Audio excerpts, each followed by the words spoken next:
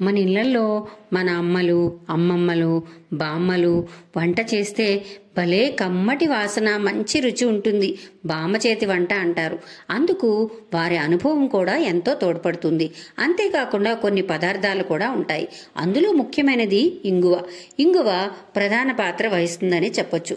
అయితే మనం ఇంగువ బయట బజార్లో కొని తెచ్చి వాడుకుంటుంటాం. అలా కాకుండా మనం ముద్ద ఇంగువని తెచ్చుకొని ఈ విధంగా మనం ఓవెన్లో ఈ విధంగా చేసుకోవచ్చు. ఓవెన్లో 1 మినిట్ పెట్టి ఇంకా అది ఫ్రై అయిపోతుంది. అలా కూడా చేయొచ్చు. ఓవెన్ లేదు అనుకోండి, అది ఏం చేయాలి, కళాయిలో సిమ్లో పెట్టి ఈ ముద్ద వేయాలి. ఒక్కసారి కాస్త వేగిన తర్వాత తీసి ఇలా దంచేదానిలో కచ్చా పచ్చాగా లైట్గా దంచి మళ్ళీ ఒక్కసారి వేపుకోవాలన్నమాట.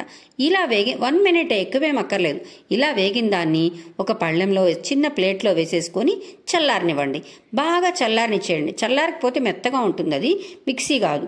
చల్లారిన తర్వాత ఒక చిన్న మిక్సీ జార్ తీసుకొని ఈ విధంగా మిక్సీలో వేసుకొని మెత్తటి చూర్ణంగా అయిపోతుంది. ఎందుకంటే బాగా ఫ్రై అయి ఉంది కదా ఈ ఇంగువ, ఈ విధంగా మెత్తటి చూర్ణంలో అయిపోతుంది.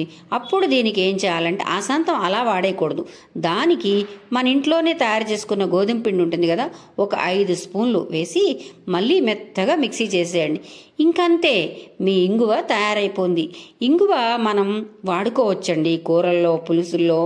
ఎందుకంటే ఊరగాయలు, ఆవకాయలు, పచ్చళ్ళు, రోటి పచ్చళ్ళలో వాడుకోవచ్చు. మనం బేకింగ్ పౌడరు, బేకింగ్ సోడా ఇలాంటివన్నీ వాడుతుంటాం. అవి రసాయనాలు. ఇంగువ అనేది ఒక చెట్టు నుండి వచ్చిన పదార్థం.